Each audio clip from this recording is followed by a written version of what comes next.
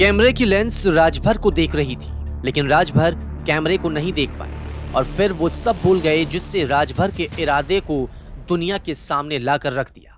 हम जिसके साथ जाए उससे पहले ही कहेंगे कि देखो भाई हमारे पास रुपया नहीं है, हमारे पार्टी के हम बाहर से कैंडिडेट नहीं लड़ाएंगे, हम तुम्हारे साथ अगर गठबंधन करेंगे तो तुम्हारा रेट बढ़ जाएगा।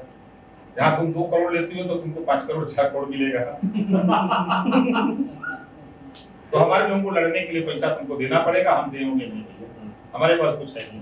अगर पहले इसके लिए तैयार हो, सीट कम दे दो, हम कोई दिक्कत नहीं है, बेच देना तुम सीट। नाम ओम प्रकाश राजभर, अध्यक्ष सुहेल देव भारतीय समाज पार्टी।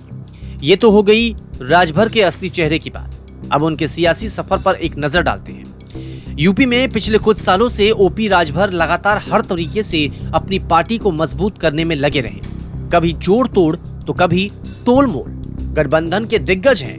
बैकग्राउंड की बात करें तो राजभर बलिया से आते हैं। पहले कभी ऑटो भी चलाया करते थे, लेकिन किस्मत पलटी और फिर राजनीति में आ गए। अब संपत्ति 1.5 करोड़ रुपए से ज्यादा की हो गई है। खैर, एक ऑटो चलाने वाले से नेता बनने के दौरान कमाई खूब हुई और करोड़पति भी बन गए। राजनीति में राजभर के लिए 2 बार अहम मोड़ आया। पहला तब जब उनकी पार्टी का बीजेपी में विलय हुआ, दूसरा तब जब बीजेपी से उनकी पार्टी बाहर हो गई।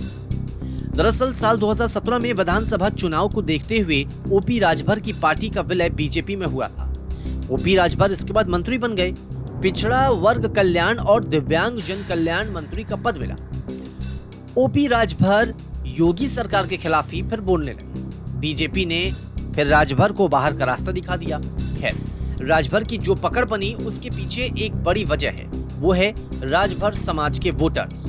यूपी में राजभर समाज के वोटर्स कुल 4% हैं और पूर्वांचल में दावा यह किया जाता है कि राजभर वोटर्स 18% हैं। इनमें बनारस में 5 सीट, आजमगढ़ की 10, बलिया की 7, गाजीपुर की 7, जौनपुर की 9, देवरिया की 7 सीटों पर अच्छी पकड़ भी बताई जाती है। दावा तो ये भी है कि 95% राजभर वोटर्स ओपी राजभर के साथ हैं। हालांकि ये दावा कोई और नहीं, खुद ओपी राजभर ही करते हैं।